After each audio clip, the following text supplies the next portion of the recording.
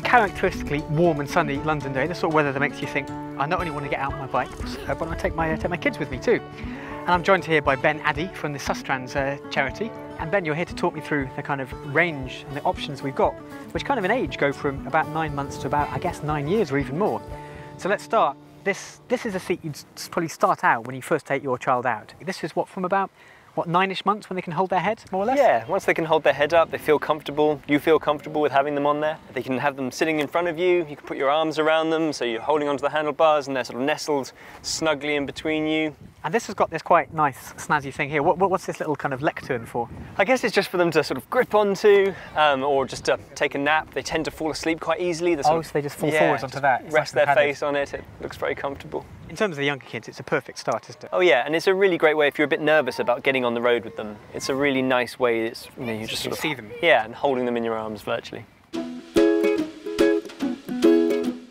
It's not the most comfortable riding position in the world. I have to have my knees splayed a little tiny bit, and his head is to kind of get a bit against my chest. But I used to ride with this kind of seat with my son when he was this kind of age, and it's nice because your arms are around them. It's a very secure feeling. They can see where they're going. They can ping the bell if they want. They soon learn how to do that.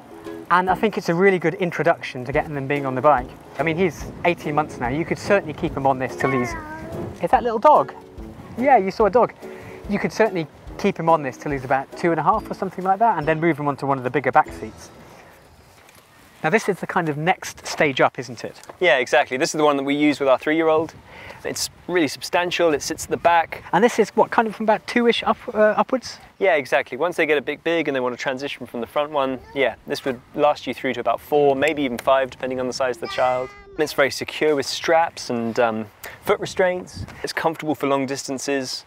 In fact, so comfortable they tend to go to sleep quite a lot. Yeah, exactly. And some models come with a sort of reclining function. Wow. This one's got little springs. So that really bounces up and down the curbs and stuff like that, and speed bumps. And the one thing I noticed that moving from having the child on the front to on the back, it's a different balance. It takes a little bit of getting used to, doesn't it? Yeah, certainly. And getting on and off feels a bit awkward sometimes, and so it's about getting that knack down. And you get used to it very quickly. Oh, you do, and it's so worth having the little person on the back to chat to. It gets lonely on your own, so it's nice to have have someone to chat with. The first time you ride it, you are aware of having this kind of big pannier-like weight on the back. It's worth trying it on like in a car park or on a pavement somewhere in case you do wobble slightly. But it's perfectly fine. You know, you know, you get used to it within the first ride. They don't get such a good a view as they do at the front, but it's still quite nice. They can see what's going on. As you saw, it's reasonably easy to get them into the seat, get them out. And it's worth mentioning that these seats, they've got a big frame around them, so if the worst comes to worst and you do drop the bike, then they're protected pretty well. They shouldn't come to any harm. Too much bike riding. And now we move on to something slightly different. This is a rather posh trailer, and this one can be set up for either have 2 younger kids in there or 1 bigger kid, up until they're about, I mean, they say until about 6 when they get too tall. Yeah. What's the kind of advantages you get from something like this? Well, I think it's so great with this is obviously just a single child. With this one, you can have 2 different ages, same age. You can have a child and some stuff to head down to the beach with, or some things from the grocery store, or even if there's no kids in there and you're just running down to the supermarket, you can... A week's worth of groceries, yeah. Exactly. For people that might be a bit nervous about having a child on the back or on the front, it's not having any sort of load bearing on the actual bike itself, so the balance is great. Really comfortable. It's got, you know, mesh and waterproof top, so even in the pouring rain on this one, it's about a waterproof jacket. With this one, they're sort of safely cocooned. It's like a portable tent, isn't it? It's a tent on wheels. Exactly.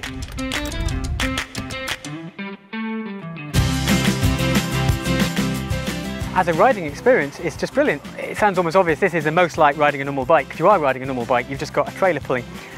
And it's very, very easy. It's much easier going up the hills. You haven't got nearly as much weight. The trailer itself is quite light, even though I have about 30 odd kilos of singing boys in the back.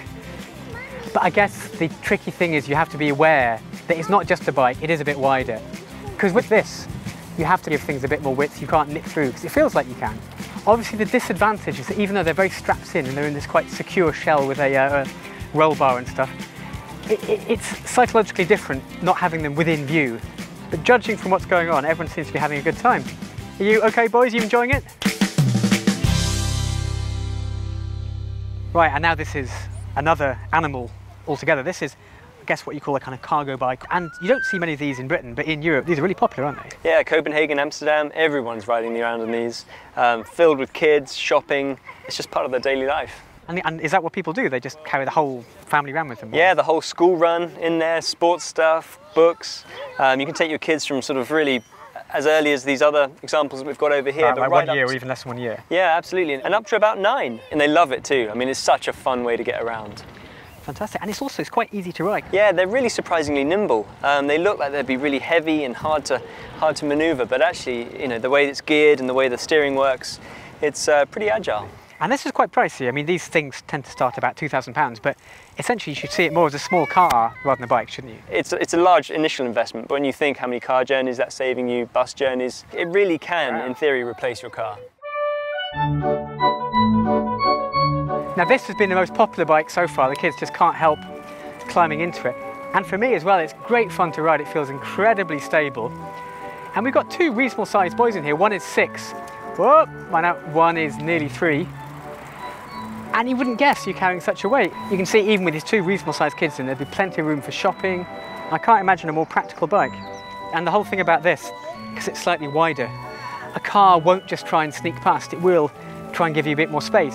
But if you don't want to ride it on the road, then there's something like this on a country lane or a bridleway or something. It's absolutely fantastic. And they love it. Are you both comfortable in there, boys? Yeah? And great as it is to carry your kids on a bike, it comes to a point when they ride their own bikes, when they get to be, 5, 6, 7.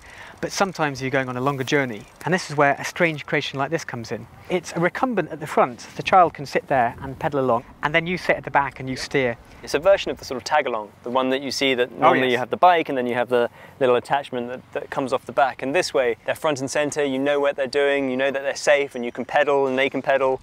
You can tell when they're not pedaling.